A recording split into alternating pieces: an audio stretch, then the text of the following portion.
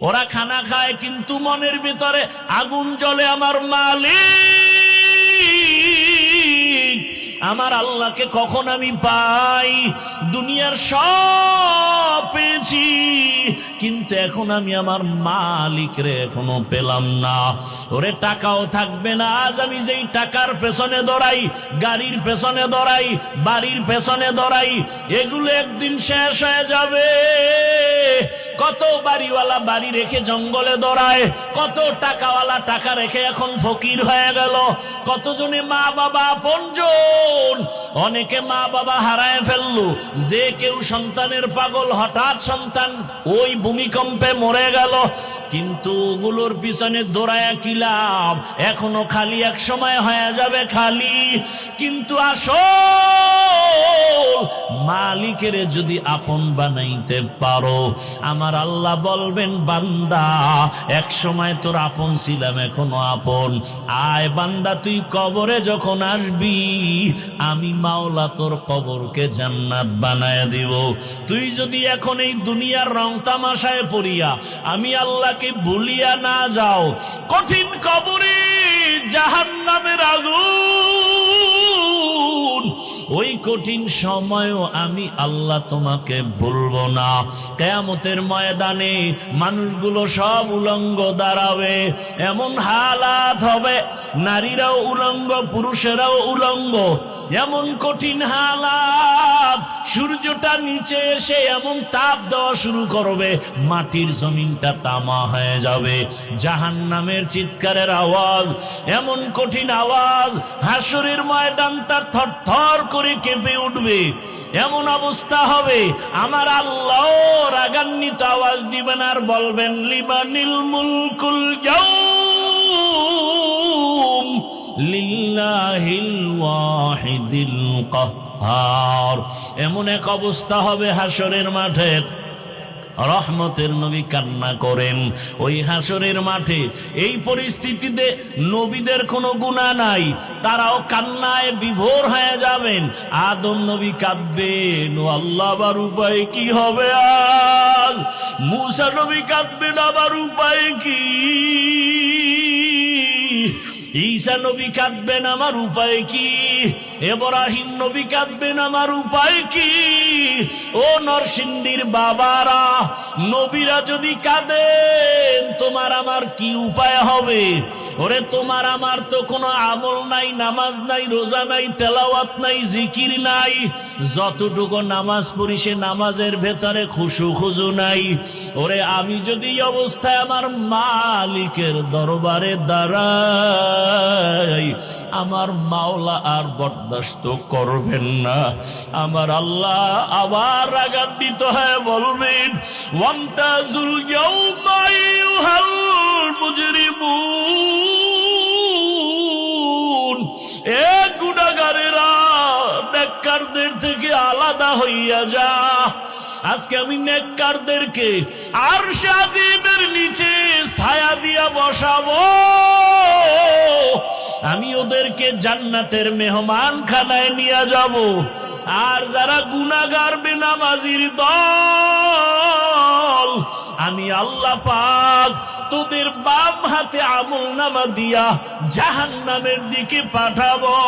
আমার আল্লাহ পাক যাদের বাম হাতে আমলনামা দিবেন এদের হালাত এমন হবে, আল্লাহ বলবে ওদের বাম হাতটা সোজা ভাবে হবে না, বুকের মাঝে ছিদ্র করে ফেল, ছিদ্র করিয়া বাম হাতটা ঢুকাইয়া পিঠের থেকে বের করে দাও। পিঠের থেকে বের করিয়া পিছনের হাতে যখন আমলনামা দিবেন আল্লাহ বলবেন ইকরা কিতাবাকা কাফা বিনাফসিকাল ইয়াউমা আলাইকা হাসিবা। ও আল্লাহর বান্দারা, আজকে আমার এত সম্মান, দুইটা চক্ষু বন্ধ করে ফিকির করো রে বাবা। আজকে আমার ডানে কত মোহাব্বতের মানুষ, বামে সামনে পেছনে অভাব নাই, কিন্তু বাবা একদিন তো আমার এই সব সারিয়া বিদায় হয়ে যেতে হবে। আজরাইল যেদিন আমার মাওলার অর্ডারে এসে হাজির হয়ে যাবে, আমার গায়ের জামাটা প্লেট দিয়া কেটে কেটে রেখে দিবে। আমার হাতের ঘড়ি আর একজনের হাতে চলে যাবে রে বাবা। আমার আপন বন্ধুটা মোবাইল নাম্বারটা কেটে ফেলবে, আমার আপন জনেরা কাঁদবে, আর বাবায় বলবে তাড়াতাড়ি কাফন কিনে নিয়ে আসো। ইমাম সাহেবকে বলবে জানাজা না দিয়া যাইও না, আমার সন্তান দুনিয়াতে বাঁচিয়া নাই। ও আমার কলিজার যুবক বাবারা, দুনিয়াতে তো রং তামাশার পেছনে কম ঘুরলা না, মনের মতো পার্কে দৌড়াইলা, মনের আশা পূরণ করিয়া সারা রাত মোবাইলে গুনাহ করলা। ওরে বাবা, তুমি সারাটা জীবন দাড়ি কাটলা, নামাজ ছাড়লা, একবারও চিন্তা করলা না কোন দিন আজরাইল এসে ধরিয়া বসে। ওরে আজরাইল এসে যদি হাজির হয়, মা কান্না করেও ধরে রাখতে পারবে না, বাবায়া ধরে রাখতে পারবে না। রুহুটা যখন নিয়ে যাবে, মাও কাঁদবে আমারে, আর মা বলে ডাক দেওয়ার কেউ নাই, বাবাও কাঁদবে আমাকে, বাবা বলে ডাক দেওয়ার কেউ নাই। ওরে কেউ কাঁদবে আর বলবে বাড়ির পেছনে তাড়াতাড়ি বাঁশবাগানে কবর খনন কর, কেউ বলবে তাড়াতাড়ি গরম পানি কর, মশারি টানা, জীবনের শেষ গোসল দেওয়া হবে। ওরে তোমার আমার লাশটা ঘর থেকে টেনে টেনে নামাইয়া গোসল দিয়া সাদা কাফনের প্যাকেট বানাইয়া যখন জানাজার খাটে উঠাবে, জানাজার ময়দানে নিবে, জানালা দিয়া মা কান্না করবে আর বলবে আমার বাবারে কই নাও, আমার বাবারে কোথায় নাও, একবারের মতো একটু চেহারাটা দেখাও। শেষবারে আমার বাবার চেহারাটা দেখি। ও যুবক বাবা, একবার মা দেখবে আর দেখা হবে নাই, শেষ। এবার জানাজা পড়াইয়া কবরের দিকে রওয়ানা। কই মা, কই বাবা, কই বন্ধু, কই আমার আপনজন, কেউ নাই। ওই কবরে রাখিয়া পাড়াইয়া পাড়াইয়া মাটি দিয়া যখন সবাই বিদায় হবে, দুইজন ফেরেশতা প্রশ্ন করার জন্য কবরে চলে আসবে। আমার বান্দা যখন নামাজ না নিয়া গুনাহগার হইয়া কবরের বিছানায় যাবে, তখন বান্দা একটা জবাবও দিতে পারবে না। নবী বলেন তখন ওই গুনাহগার বেনামাজিরা ওরা শুধু আফসুস করবে আর বলবে হা হা লা আদরি, আফসুস আমি কিছুই জানি না, কিছুই জানি না। আমার মাওলা তখন রাগ হইয়া কুদরতের আওয়াজ দিয়া বলবে কবরের ফেরেশতা, এই নাফরমানের দুনিয়াতে আমি কত আদর করেছি, আমার দেওয়া সূর্যের আলো, চাঁদের আলো, পানি বাতাস সব নিয়ামত দিলাম, আমার দেওয়া সব নিয়ামত খাইয়া নামাজ পড়ে নাই, রোজা রাখে নাই, তেলাওয়াত করে নাই, পর্দা করে নাই, আলেম ওলামার কথাও মানে নাই, বিরোধিতা করত। এখন আর ছাড় দেওয়া যাবে না, সুযোগ দেওয়া যাবে না। আল্লাহ বলবে ফেরেশতা কবরের সাথে জাহান্নামের সাথে রাস্তা করে দাও, জাহান্নামের আগুন কবরটা ভরিয়া যাবে। কবরের ভেতরে সব আমার আল্লাহ কুদরতের আওয়াজ দিয়া রাগ হয়ে বলবেন কবরের মাটি, এই নাফরমানকে দুই দিক থেকে জোরে জোরে চাপ দাও। এত জোরে চাপ দিবে পাজরের হাড়গুলো চুরমার হয়ে যাবে। ওরে কবরের চিন্তায় রসুলের সাহাবী ওসমান রাদিয়াল্লাহু আনহু কান্না করলেন আজীবন। আবু বকরের কান্না, ওমরের কান্না, অথচ তাদের কত সুন্দর ইখলাস, তাকওয়া, আমল। আপনার আমার তাকওয়া নাই, ইখলাস নাই, আমল নাই, কান্না নাই। আল্লাহর আদালতে এই অবস্থায় গেলে কি উপায়? ও আমার যুবক বাবারা, বৃদ্ধ বাবাজিরা, পর্দার আড়ালের মা বোনেরা, এখনো সময় আছে। আমার মালিকের ডাক দাও, মন থেকে আমার মালিকের ডাকো আর বলো হে মালিক, জীবনে তো কম দাড়ি কাটলাম না, নামাজ কম সারলাম না, বেপরদায় আড্ডা কম দিলাম না, সারা রাত মোবাইলে গুনাহ কম করলাম না। আজকে থেকে তওবা করলাম। আমার মতো কত জেনারেল লাইনের মানুষ চাকরি করে, ব্যবসা করে, নামাজ পড়ে, আমার কপাল কেন পুড়িয়া গেল? আজকে থেকে আর গুনাহ করব না। মা বাবার দোয়া নিয়া, শিক্ষকের দোয়া নিয়া, ওলামায়ে কেরামের দোয়া নিয়া, নবীর তরিকা মেনে, আদর্শ মেনে চলবো। ওলামায়ে কেরামের দোয়া নিয়া চলবো, পরামর্শ নিয়া চলবো। আর কোরআন হাদিস ইসলামের বিপক্ষে যাব না। ও আল্লাহর বান্দারা, তওবা করার মতো যদি করতে পারো, আল্লাহ পাক দয়ার দরজা খুলিয়া দিবেন। যদি তওবার নিয়ত অন্তরে থাকে, মুনাফিকি না থাকে, খাঁটি তওবার নিয়তে দুটো হাত আল্লাহকে দেখায় দাও। আয় আল্লাহ, আমাদের তওবা কবুল করে নেন, হাতগুলো কবুল করে নেন।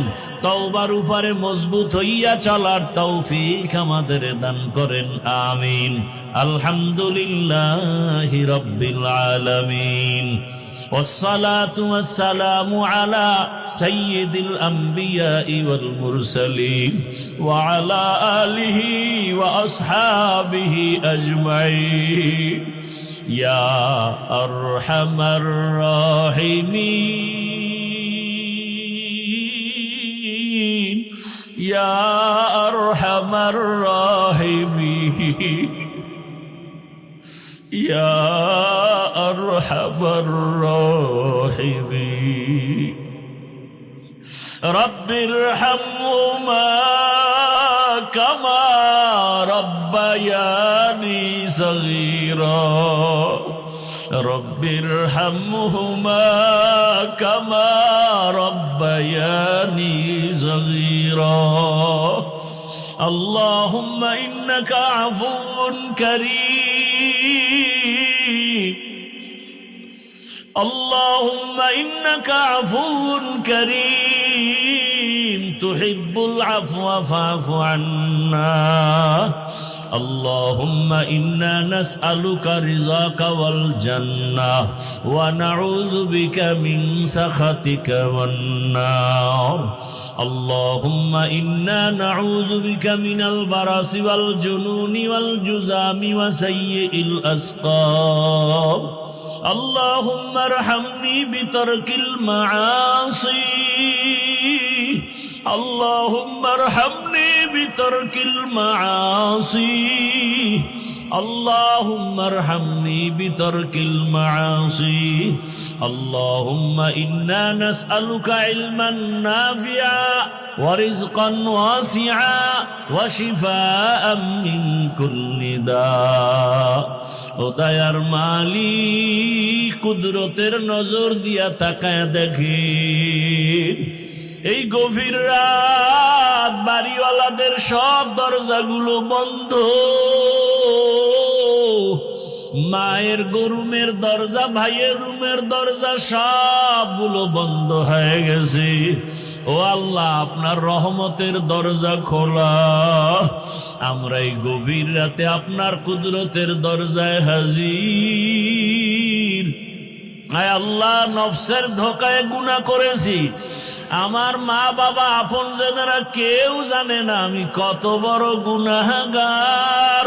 ও আল্লাহ, আপনি তো জানেন আমার মতো গুনাহগার কেউ নাই। এই চেয়ারে বসিয়া কথা বলার কোনো যোগ্যতা নাই। গুনার কারণে আমার হাত না পাক, আমার চোখ না পাক, আমার জিহ্বা না পাক, আমার অন্তর না পাক। ও আল্লাহ, এবার লজ্জিত হইয়া তওবার নিয়তে আসছি আপনার কুদরতের দরওয়াজায়। আর গুনাহ করব না রে আল্লাহ।